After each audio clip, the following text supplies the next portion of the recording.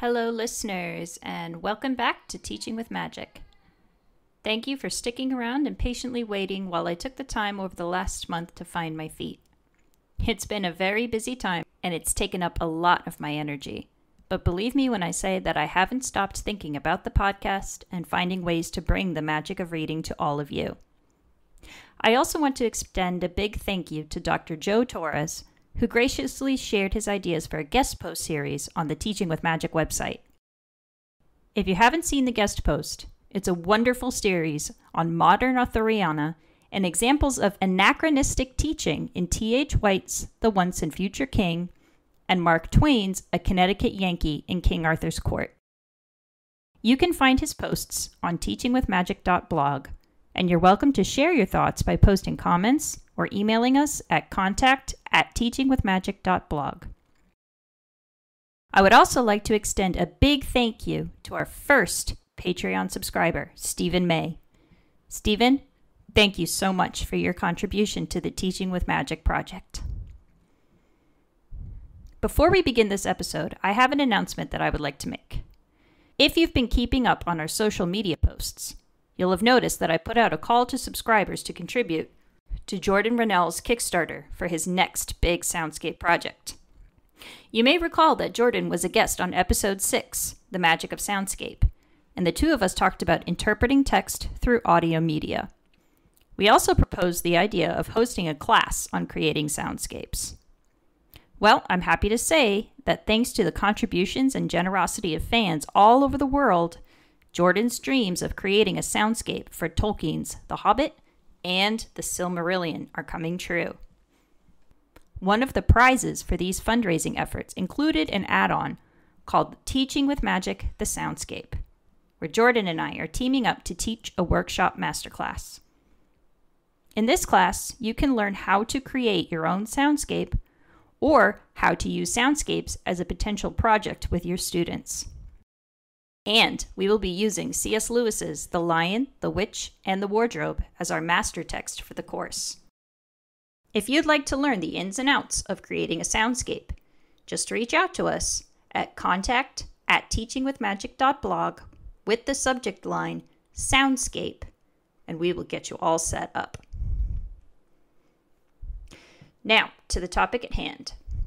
Today's episode is a solo adventure, and I wanted to take the time today to explain exactly what I do in the primary world and the various ways that I work to link my day job with my research here at Teaching with Magic.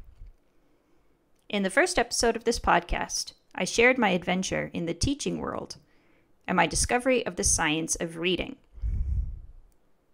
Learning about the science of reading and the foundations of language drastically changed my approach to teaching reading, and I began to see parallels between my work as a literature major at Signum University and the science behind learning to read. I wrote a post on the blog several months ago introducing the concept, and I would like to share some of it with you today. My hope is that by the end of this episode, you will see how all of my work links together, and the various ways that fantasy, language, and brain science all connect and can help all readers of all ages. So, what is the science of reading? In the last few years, the science of reading has gotten attention from schools, school board members, curriculum designers, and literacy teachers all across America. Some call it the latest buzzword or fad, while others say it's essential for reading instruction.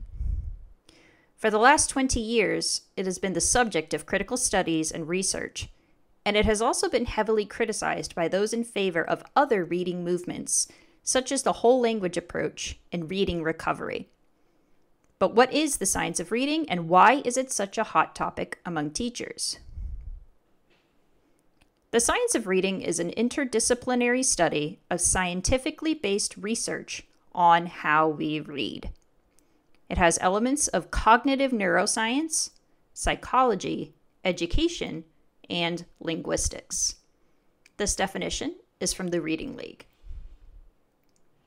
All of these elements have led scientists, psychologists, and teachers to conclude that students need systematic, explicit instruction in order to successfully read. In other words, students need to learn the foundations of word recognition, that is, letters and their sounds, phonics concepts, and sight recognition, and language comprehension, that is, syntax, vocabulary, background schema, in order to be successful readers. That sounds obvious, no?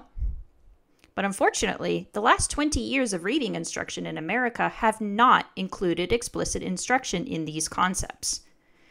Instead, American schools, school boards, and districts have spent hundreds of millions of dollars investing in programs that encourage inferencing, memorization, and guessing in an effort to make the content more interesting and engaging for students. Curriculum designers like Lucy Calkins, Fountas and Pinnell, and others emphasized that students needed to fall in love with the act of reading, put enough interesting books in front of them, or show them colorful, engaging pictures, then reading will eventually come naturally to them. This came from a false premise that reading does come naturally in the brain. Many of the texts in these programs, especially in the early lessons, had predictable, repetitive sentences and pictures to match the texts, which in essence taught students how to guess what came next. If I put a story in front of you that read, "The dog is red," "The dog is blue," "The dog is brown," with pictures to match, you would learn the pattern. But what you wouldn't learn was how to recognize the word dog in a separate text, and most especially in a text with no pictures. This results in kids appearing to know how to read in kindergarten to second grade. But really, they know how to make predictions and guesses. They don't know how to connect sound with the text, and they don't know how to make meaning out of the weird squiggly lines we call the alphabet. Let me put it to you another way. You know the ABC song, right? But what happens when you get to LMNOP? When my mom was little, she thought LMNO was one letter. She heard the names of the 4 letters squished together and assumed that it was one. She certainly didn't know that L says ol, or that it had meaning once you put it together with additional letters. Now, as an adult, she knows that the letter, the grapheme, the physical representation of the letter, translates to the sound ol when she sees it or hears it. But she needed to orthographically map that letter in her head. She needed to look at the letter over and over again and practice the sound, so that when she saw it again in a brand new context, she would be able to recognize it and make meaning out of it. Now she has a whole plethora of knowledge to accompany that letter, and she knows that when ol goes with ion, I-O-N, it spells lion, which is an animal with a mane, if it's male, that roars, and with additional social and religious context, she knows that that particular animal is a symbol/allegory of Jesus, thanks to C.S. Lewis and The Lion, the Witch, and the Wardrobe. First, she learned the letter name, L. Then she learned the sound, ol. Then she learned the symbol that goes with that sound. It's important to think about reading practices as helping build connections in the brain so students can read the word in the future. Words are anchored in memory by connecting pronunciations of phonemes, that is, sound units, to written spellings. We're connecting phonemes, sounds, to graphemes, the letters. When children see the word cat, they know that k is represented by the C, a is represented by the A, and t is represented by the T. They are connecting the known, the sounds, to the new, the print. That's decoding. Then she had to learn to encode, put the letters and the sounds together. Cat. Right now, I have several students who cannot encode. They know the sounds of their letters, but putting those sounds back together and making meaning out of them is hard. They can say k, a, t, but they'll put it back together as something entirely different. Banana. And that's just the first level of language. One day I'll get into the brain science behind this. But for now, what's important to know is that language is made up entirely of units of meaning. These sounds, letters, morphemes, words, sentences, and paragraphs, they're all built together to create meaning.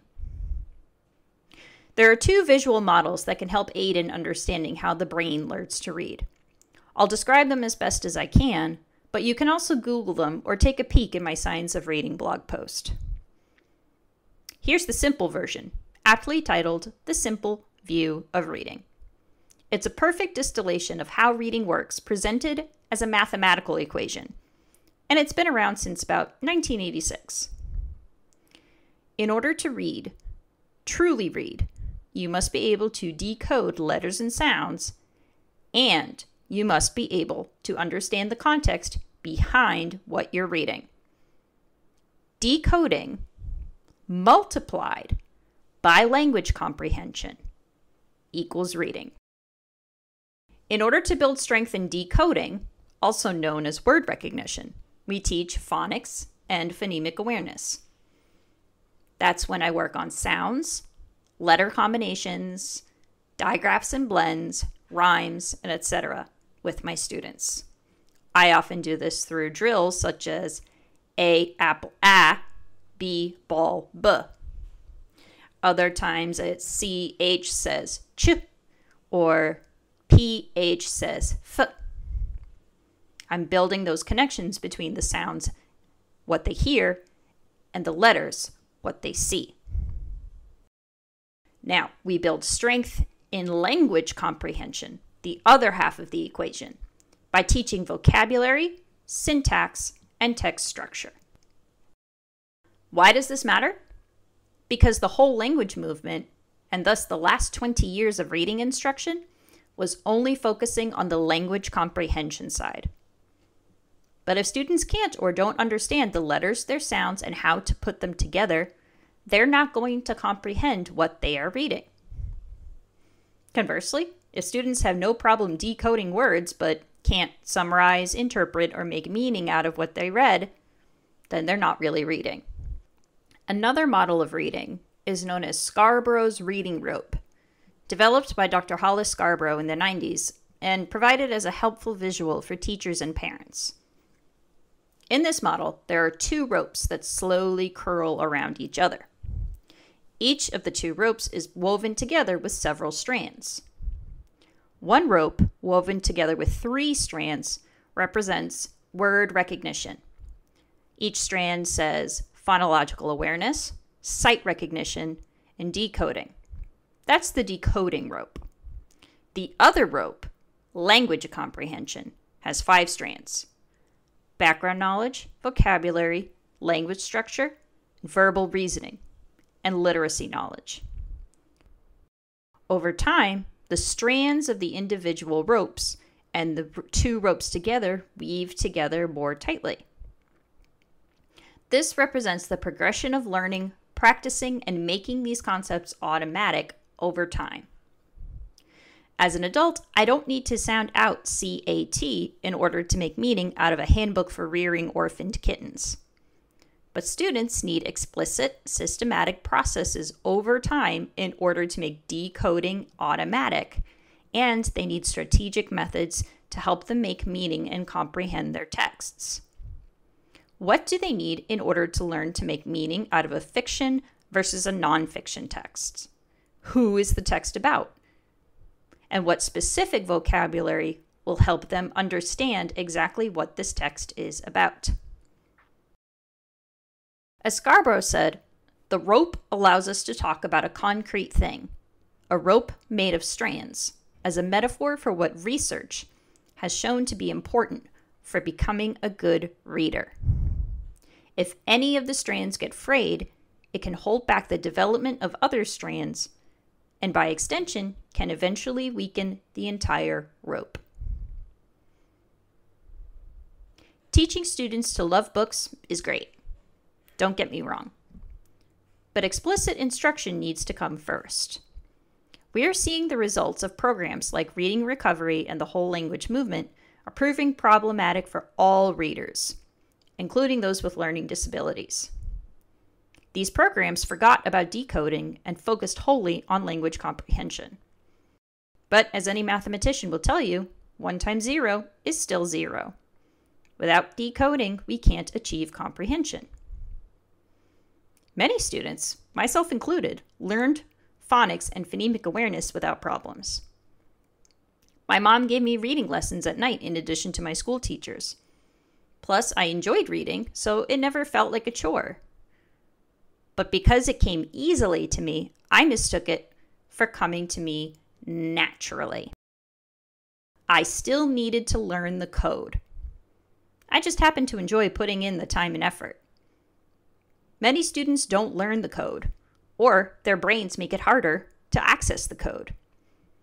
But the code still needs to be learned in order to read. So that's my job.